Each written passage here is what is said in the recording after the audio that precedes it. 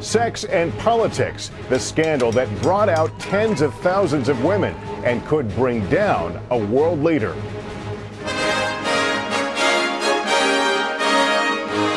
From NBC News World Headquarters in New York, this is NBC Nightly News with Lester Holt. When we come back here tonight, mothers, daughters, and outrage today over a growing political sex scandal. Across the country and around the world, in the war zones and in the Gulf, with heroes from the front lines and heroes next door.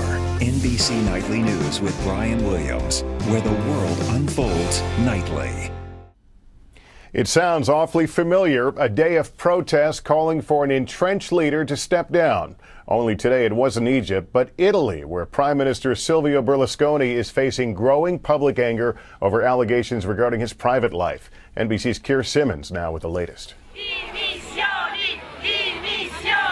One banner reads, "Resign and get your head checked." More than 100,000 women gathered across Italy, side by side with husbands, boyfriends and sons.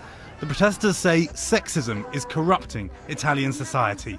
They are furious that their 74-year-old prime minister clings to power despite accusations of corruption, wild parties and of sex with an underage girl.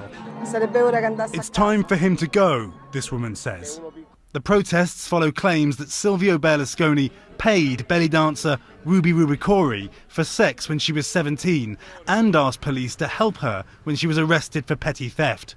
The focus on his personal life, splashed across Italy's newspapers, is more than a public embarrassment.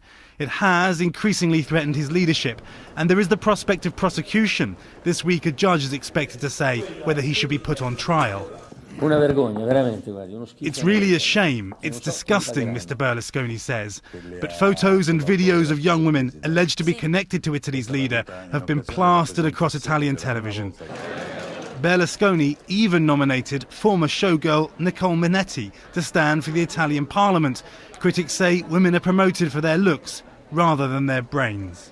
He has corrupted the entire political establishment. Now, will the women succeed in getting rid of him? I do not think so. A billionaire, Berlusconi owns much of the media and has survived intense criticism before. But now he is facing not just a sex scandal, but angry accusations that he encourages sexism from women who say it's time for him to go. Keir Simmons, NBC News, London. Brian Williams will be here tomorrow. I'm Lester Holt reporting from New York for all of us here at NBC News. Good night.